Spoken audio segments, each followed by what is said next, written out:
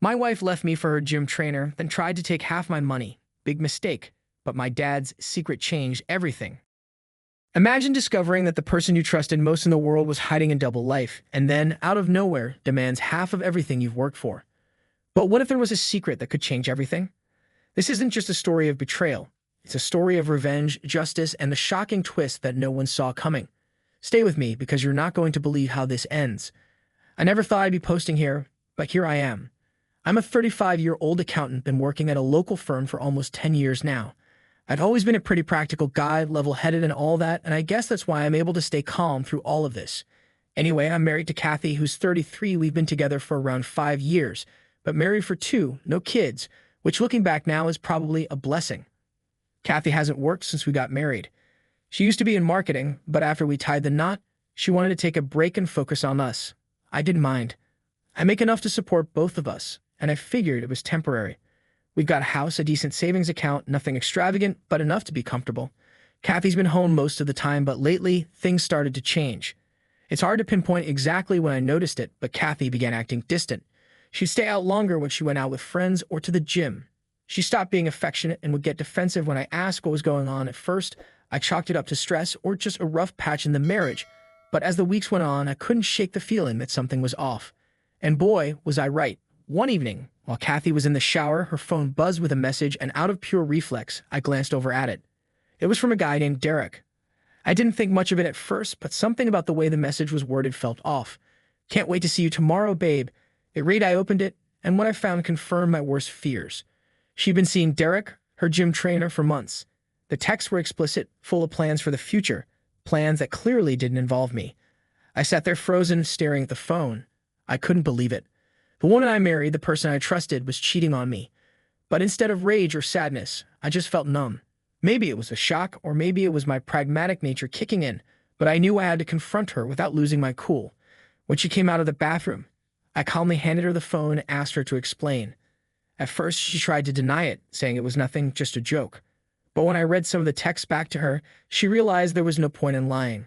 "I want a divorce," she said, with no sign of remorse, no apology, no guilt, nothing, just a cold, detached statement. She admitted she'd been seeing Derek for a while and that she wasn't happy in our marriage anymore. She didn't bother to sugarcoat it. She was leaving me for him. But what really threw me was her next move. Without missing a beat, she started talking about dividing assets. She said she wanted half of everything. The house, the savings, everything we'd built together. She even suggested she deserved it because she had sacrificed her career to support mine. I couldn't believe the nerve. I stayed calm, though maybe it's because I'd already emotionally checked out at that point, or maybe because deep down I knew something she didn't, so I agreed. I told her if she wanted a divorce, I wouldn't fight her on it. She could have half of what she thought I had. She looked surprised, probably expecting a fight or some sort of emotional breakdown, but I wasn't about to give her that satisfaction. What Kathy didn't know, and what I didn't feel the need to tell her, was that almost all of our assets were in my dad's name. You see, my father is a pretty shrewd man. Years ago, when I first started making decent money, he suggested I put all my major assets in his name.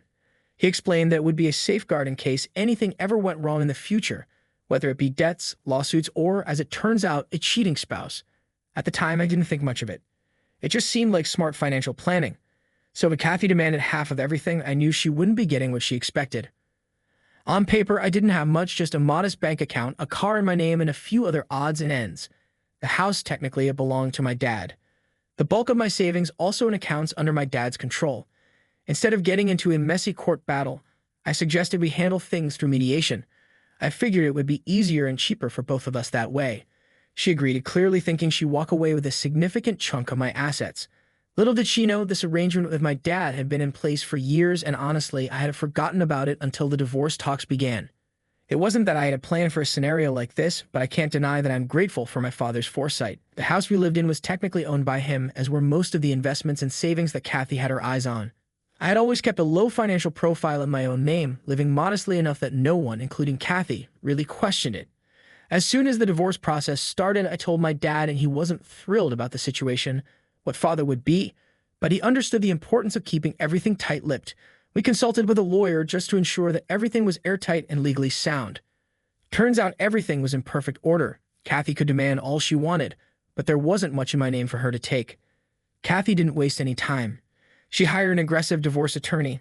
one of those sharks that promises to take everything they can. Meanwhile, I hired a low-key but reputable lawyer, someone who specialized in cases like mine, where there were tricky financial dynamics at play. I didn't want to make a big scene out of this, but I also wasn't about to let Kathy and her lawyer push me around the first step in the divorce. Us as was asset disclosure, which, as you can imagine, didn't go as Kathy had planned. I laid everything out in full just as required by law, but when she saw how little there actually was in my name, her lawyer's confident grin faltered. I could tell they were both confused, maybe even suspicious, but there wasn't much they could do about it. Everything I provided was truthful, and there were no hidden assets. She then started berating me right there itself, while calling me an asshole and accused me of lying. But like I said, I provided everything I had. After a bunch of accusations and raised voices, I left and said that we will discuss everything once she has calmed down. Now here I am turning to Reddit because I'm not sure if I've handled this the right way. So Reddit, am I the asshole for agreeing to give her half of what's mine while knowing she's not actually getting anything close to what she expects? Update 1. So things are starting to heat up after the initial asset disclosure. Kathy was in complete disbelief. She clearly thought I was hiding something while accusing and berating me, and her lawyer wasn't much better. The look on his face when they saw the modest numbers on paper was priceless. It didn't take long for them to start demanding a more thorough investigation. Kathy kept asking where all the money was, the house, the investments, the savings she assumed we had. She couldn't believe that after years of marriage there wasn't more to split. Her lawyer quickly hired a forensic accountant to dig deeper, thinking I had stashed money away in hidden accounts. At first I was a little nervous, not because I had anything to hide, but because I knew this would only prolong the whole process. But after talking with my lawyer and going over everything again, I realized there was nothing they could find legally. Everything I had claimed was 100% accurate, and there was no trail that would lead them to the assets in my dad's name. As the investigation dragged on, you could see the frustration building on Kathy's face. She was used to getting what she wanted, but this time, there was nothing there for her to take. It's like she couldn't wrap her head around the fact that she was walking away with next to nothing. Kathy's next move was to try and argue that she had contributed significantly to my career and our lifestyle. She claimed that by staying home and managing the household, she had enabled me to focus on my work and advance in my career, while I'll admit that having her take care of things at home was helpful at times. It wasn't as if I was running a Fortune 500 company. I'm a mid-level accountant and my job has been pretty stable for years now. There wasn't some meteoric rise in my income that she could point to and say I helped him get there. Still, she tried. She pushed the idea that she had sacrificed her own career and marketing to support mine. But the truth is, she hadn't worked long before deciding she wanted to stay home, and even then, it was a choice she made, not something I ever asked of her. Her lawyer brought this up repeatedly, trying to paint me as someone who had benefited from her sacrifice. But again, there wasn't much to support that claim. At one point, they even tried to involve my parents in the proceedings. Kathy wanted to prove that they had been giving me money under the table, or that I had been hiding assets with their help. This part made me especially angry. My parents had nothing to do with this, and dragging them into it was a low blow. Fortunately, my lawyer was able to shut down those attempts pretty quickly, but it was clear Kathy was getting desperate. As the divorce proceedings dragged on, Kathy decided to take things into her own hands. If she couldn't get what she wanted through the courts, she was going to try and ruin my reputation in other ways. She started telling everyone in our social circle that I had been hiding money from her, that I had been financially abusive throughout our marriage. I couldn't believe the lies she was spreading. I hear from mutual friends about how she was going on and on about how I was leaving her with nothing, how I had manipulated her into thinking we had more than we did. She even took to social media, posting vague but pointed comments about narcissistic partners and betrayals. Some people sided with her. Of course, there are always people who will take the side of the person who looks like they've been wronged, but most of our closer friends knew better. They knew I wasn't the type to do something like that. It was frustrating to see her try to ruin my reputation just because things weren't going her way. But I tried not to let it get to me. I knew the truth, and the people who really mattered knew it too. Besides, I had bigger things to focus on, like making sure she didn't take me for more than she deserved. While Kathy was busy running a smear campaign, I was making sure all my bases were covered. My lawyer and I were in constant communication, making sure we had all the evidence we needed to prove my side of the story.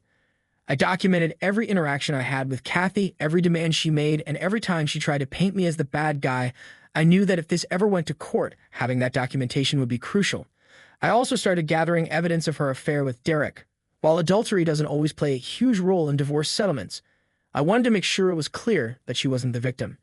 Here, I had screenshots of the text she exchanged with him, pictures they had taken together, and even statements from some of her friends who had known about the affair but kept quiet. It wasn't that I wanted to humiliate her. I just wanted the truth to come out. On top of that, I started preparing for the inevitable fallout. I knew that once the truth came out that she wasn't getting half of everything, things were going to get ugly, so I kept my distance, staying focused on my work and my own life while making sure I had everything in place for the next phase of the divorce. One thing that made all of this even more interesting was Derek's reaction to everything. When Kathy initially told him she wanted to leave me for him, he seemed all for it. They had their little romantic fantasy of starting a new life together, but as soon as the divorce proceedings started getting messy, Derek began pulling back. It turns out, he wasn't quite as invested in Kathy as she thought. From what I've heard, he started getting cold feet when he realized that being with her might mean dealing with her financial issues. Kathy was expecting this grand new life with Derek, but he wasn't ready to commit to that. In fact, word got out that he started losing clients at the gym because of the scandal. Apparently, people don't want to work with a trainer who's known for getting involved with married women. Now, Derek's been trying to distance himself from Kathy, and she's starting to realize that maybe this wasn't the fairy tale she thought it would be. I almost feel bad for her, but then I remember everything she's done is for me. I'm feeling conflicted. On one hand, I feel vindicated. I'm glad that I protected my assets, and I'm glad that Kathy isn't walking away with what she expected, but at the same time, I can't help but feel a bit sad. This was my marriage. After all, I loved Kathy once, and I thought we'd build a life together.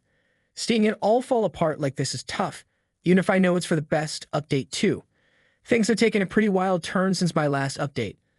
Kathy is getting desperate, and it's starting to show in the worst ways. She's clearly realized that she's not going to get the payout she expected from this divorce, and now she's trying to make my life hell. The latest is that she's been making threats about ruining my career and my reputation at work. She told me flat out that if I didn't make things easier for her, give her more money, she would make sure everyone at my firm knew what a scumbag I was. At first, I wasn't sure what she meant, but it became clear when she started showing up at my office unannounced. The first time she was calm, pretending like she just needed to talk. But when I told her there was nothing more to discuss, she snapped. She started raising her voice, saying things like, "I'll make sure everyone here knows the truth about you." Fortunately, I was able to get her out of there before it escalated further. But it's clear she's becoming unpredictable. Her behavior at home, well, her temporary home with her parents has been erratic too. After realizing she wasn't going to walk away with the big payday she expected, she moved back in with her parents. From what I've heard, things haven't been going well for her there. Her parents are supportive, but they're not exactly thrilled with how everything's played out. I guess even they see through her victim act. Mutual friends have told me that she's been lashing out, getting into arguments with her family, and acting like she's on the verge of a breakdown. The legal side of things has gotten more problematic as well. Kathy's lawyer is trying everything they can to dig up dirt on me. They've filed motions to subpoena my parents' financial records, even though my lawyer has repeatedly explained that my parents' assets are not up for grabs in this divorce. It's a clear attempt to rattle me, but it's not working. Kathy's team also filed a motion to depose my colleagues at work, hoping to find anything that might suggest I was hiding assets or receiving under-the-table income. They filed motions to subpoena my parents' financial records, even though my lawyer has repeatedly explained that my parents' assets are not up for grabs in this divorce. It's a clear attempt to rattle me, but it's not working. Kathy's team also filed a motion to depose my colleagues at work, hoping to find anything that might suggest I was hiding assets or receiving under-the-table income.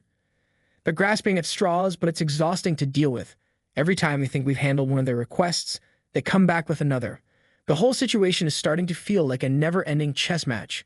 Every move I make, Kathy and her team try to counter, but I've been staying one step ahead thanks to my lawyer and the airtight legal protections my father set up years ago.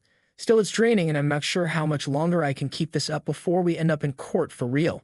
Speaking of legal proceedings, we've already tried mediation twice, actually, and both times it's been a complete disaster.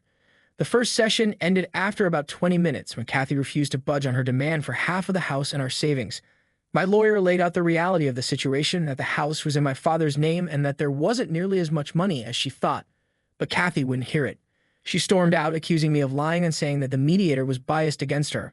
The second attempt wasn't much better. This time, Kathy showed up with a list of completely unrealistic demands. She wanted full ownership of the house, half of all our savings, even though they barely exist, and alimony for at least 5 years. When my lawyer calmly explained again that she wasn't entitled to any of that, Kathy lost it. She started yelling about how she had sacrificed everything for me, and how I was leaving her with nothing. I sat there trying to stay calm, but inside I was fuming. She was the one who cheated. She was the one who wanted the divorce, and now she's acting like I'm the one ruining her life. It's unbelievable. After that session, it became clear that this divorce is heading for court, whether I like it or not. On top of that, Kathy's been borrowing money from her family and friends to cover her legal fees. She clearly didn't expect the divorce to drag on this long, and now she's running out of funds. I'm not exactly sure how she plans to keep paying her aggressive lawyer, but that's not my problem. The more desperate she gets, the more erratic her behavior becomes. Mutual friends have told me she's been spending most of her time at home venting to anyone who will listen about how I've ruined her life. It's gotten so bad that some of her friends have started distancing themselves from her. They're tired of the drama and her constant playing of the victim card. It seems like everything Kathy thought she was going to get out of this divorce is slipping through her fingers. Through all of this, I've been doing my best to stay calm and handle things strategically. Every time Kathy makes a new accusation or demand, I counter it with evidence. Every financial document they request I provide because I have nothing to hide. My lawyer has been great about making sure we're following the law to the letter, which is more than I can say for Kathy's team. I've also been working to protect my parents' privacy. Kathy's attempts to drag them into this mess are infuriating, but unfortunately, there are legal protections in place to keep her from accessing their financial records. Still, the fact that she's even trying shows just how desperate she is. It's like she thinks if she digs deep enough, she'll find some hidden treasure that I've been keeping from her. But there's nothing to find. Update 3: the day of the court hearing finally arrived, and to say the tension was high would be an understatement. Kathy was the first to testify, and she came out swinging. She made it clear that she believed I had been hiding assets from her all along. She accused me of manipulating our finances, hiding money in secret accounts, and lying to her about how much we really had. She was emotional, painting herself as the victim who had been left with nothing after sacrificing her career to support mine. She was sobbing on the stand at one point, talking about how she had trusted me with everything, only to be blindsided by the divorce and my supposed financial trickery. But then came the real kicker. When my lawyer presented evidence of her affair with Derek, as soon as the texts, pictures, and details of her relationship with him came out, the jury, the judge, everyone could see what was really going on. Kathy's victim narrative started to crumble right before my eyes. At one point, she even tried to downplay the affair, saying it was just a mistake and that it had nothing to do with the divorce. But by then, the damage was done. Her credibility was shot, and it was clear that her financial demands were driven more by greed than anything else. When it was my turn to testify, I made sure to stay calm and stick to the facts. My lawyer had prepped me well, and I knew that getting emotional or defensive wouldn't help my case. I went over everything: how my assets had been structured in my father's name for years, how I had provided full financial disclosures, and how I had tried to handle the divorce amicably through mediation. I also testified about Kathy's threats, her erratic behavior, and the smear campaign she had been running. My lawyer presented documentation of all the accusations she had thrown at me, both publicly and in court, and showed how baseless they were. We laid out the truth about our finances. The house belonged to my father.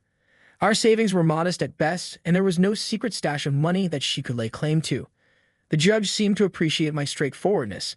I didn't try to vilify Kathy, but I didn't sugarcoat the reality of what happened either. The facts were clear, and I made sure to present them without drama or exaggeration. A few key witnesses were called during the trial, and their testimonies helped seal the deal. First, my father took the stand. He explained the financial arrangement we had put in place years ago, how the house was in his name, how the investments were under his control, and how all of this was done as a form of long-term financial protection. He made it clear that these assets were his, not mine, and that Kathy had no legal right to them. Next up was one of my colleagues from work. Kathy's team had tried to argue that I had been hiding money by receiving under-the-table payments or bonuses, but my colleague shut that down quickly. He testified about my modest income and my regular, transparent salary. There were no secret bonuses, no hidden sources of income, just the straightforward paycheck that I had disclosed. These witnesses were crucial in showing that Kathy's accusations were baseless. The judge could see that there was no grand conspiracy on my part, just a simple, transparent financial arrangement that Kathy had never bothered to understand. After days of testimony and legal arguments, the judge finally delivered the verdict. It was a huge relief to hear the words the divorce would be granted in my favor. Kathy's demands for half of the house and our savings were denied outright. The judge ruled that because the house and most of our assets were in my father's name, Kathy had no claim to them. The only thing she was awarded was a minimal amount of alimony, and even that was for a short duration, barely enough to cover her legal fees, let alone the lifestyle she was hoping to maintain. The judge made it clear that Kathy's affair and her lack of contribution to the household finances played a role in his decision. He saw through her attempts to paint herself as a victim and ruled accordingly. As the decision was read out, I felt a massive weight lift off my shoulders. The months of stress, the constant accusations, the fear of losing everything. All of it melted away in that moment. I knew that legally I was in the clear. Kathy, on the other hand, didn't take the verdict well. As soon as the judge finished, she burst into tears, shouting that the system was unfair and that I had cheated her out of what was rightfully hers. She stormed out of the courtroom, leaving her lawyer looking exasperated. I'm not sure what she expected, but it was clear that she hadn't prepared herself for the possibility of losing. For me, the immediate feeling was one of relief. I thanked my lawyer, who had done a good job throughout the whole process, and headed out of the courthouse. My phone was buzzing with texts from friends and family congratulating me on the outcome. Word had spread quickly, and the local community was already talking about the case. It felt good to know that the truth had come out and that I could finally move on with my life. But Kathy wasn't done. Outside the courthouse, she had a full-blown meltdown in front of a small crowd. She started screaming about how I had lied and manipulated the system and how she was going to appeal the decision. The problem is she doesn't have the money to do that. Her lawyer made it clear during the proceedings that she was running out of funds, and from what I've heard, she's still borrowing money from family and friends just to get by. That being said, I'm incredibly grateful for my father's advice and foresight when it came to protecting my finances. Without his help, who knows what kind of mess I'd be in right now. I'm also thankful for the support of my friends, family, and colleagues who stuck by me even when Kathy was spreading rumors and trying to destroy my reputation. And looking forward, I'm hopeful. I know it's going to take time to fully recover from this, both emotionally and financially, but I'm ready to move on with my life. I've learned some valuable lessons from all of this, and I won't be making the same mistakes again. For now, I'm just focusing on getting back to a sense of normalcy and enjoying the peace that comes with having this chapter finally closed. Now, imagine being in my shoes. You've been betrayed, but instead of losing everything, you turned the tables in a way no one expected. What would you have done differently? Could you have handled the emotional roller coaster, or maybe you've been through something similar? Drop your thoughts in the comments because this story is far from over. Your reactions will shape what comes next.